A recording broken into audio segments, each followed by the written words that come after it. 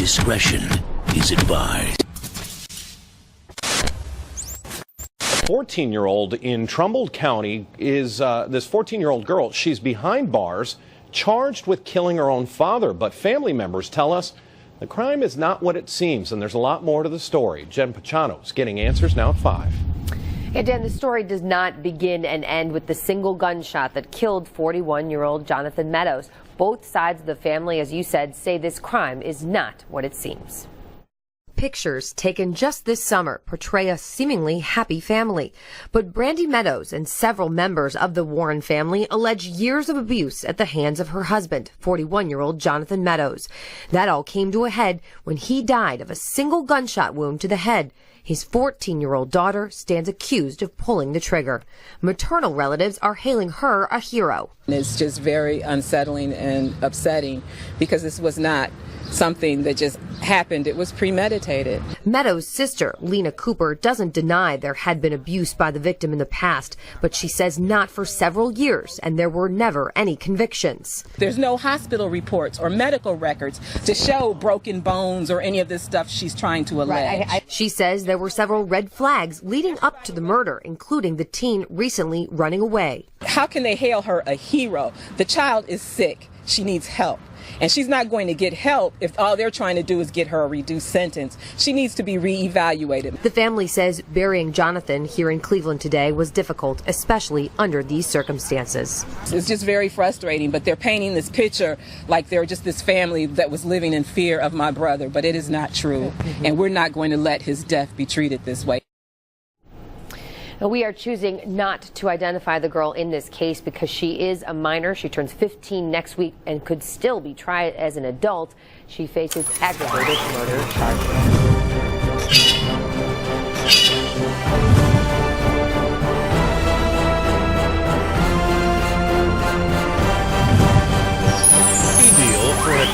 Accused rapist is now off the table after an emotional plea from a Mid-South mother. WMC Action News 5's Ian Silver was there as the mom went face-to-face with her child's alleged attacker. Ian. Yeah, Joe and Kanji, the suspect, Deniro Smith, was scheduled to take a plea deal today that we're told could have gotten him out of prison within possibly a year. But the victim's mother, who told us she didn't even know about this plea deal until yesterday, was furious and was ready to do whatever she had to blow this deal up. And that's why she called us at WMC Action News 5 and other reporters. I feel like today was my chance to let them know that why is the DA making deals with pedophiles. We don't normally identify parents of sexual assault victims, but Erica Brown-Shedd wanted to get her son's story out. She couldn't figure out why the DA offered a deal to Deniro Smith, a former counselor at Youth Villages, to serve 2 years in 1 day. People are in jail serving life for crack cocaine. Come on. After serving 8 months in jail already, we're told he could have possibly been out in 80 days. Before the judge took up the case in court Friday, Shedd took her chance to face her son's accused rapist. Deniro Smith, what do you have to say about being a pedophile? What do you have to say about violating my child? You made an oath to Youth Villages. How do you violate that oath to help sick children? You have nothing to say? Exactly what I thought.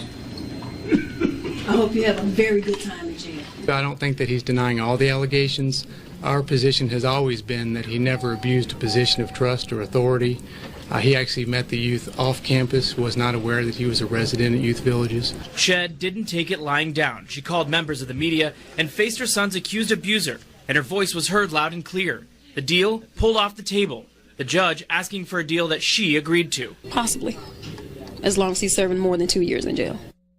Now, the district attorney's office couldn't comment because this is an ongoing case, but we are told that attorneys for both the prosecution and the defense are going to be talking over the weekend to try to come up with a more agreeable plea deal that would be presented on Monday. Now, we did get this statement from Youth Villages. It says, quote, "This has been deeply concerning. The safety and well-being of the young people in our care is always our top priority. We are encouraged that the justice system is working. We will, of course, keep you up to date on Monday on whether they do reach a plea deal or if Smith is going to go to trial. Reporting live at the Criminal Justice Center, Ian Silver, WMC Action News 5. With an armed robbery and a suspect accused of pulling a sword on a salon employee. It happened just before noon at African Braids in Raleigh. The employee tells CBS North Carolina a man with a mask and a sword came into the store.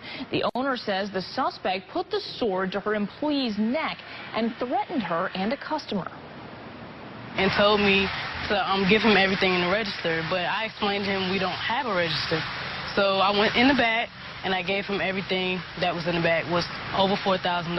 We usually don't have these kinds of issues, but from here on out, we're going to ensure more security measures and, so all our clients and anybody that comes feels safe. The employee believes another man had been checking out the area beforehand. A witness says the suspect left in a tan Camry. If you have any information, you're asked to call Raleigh Police.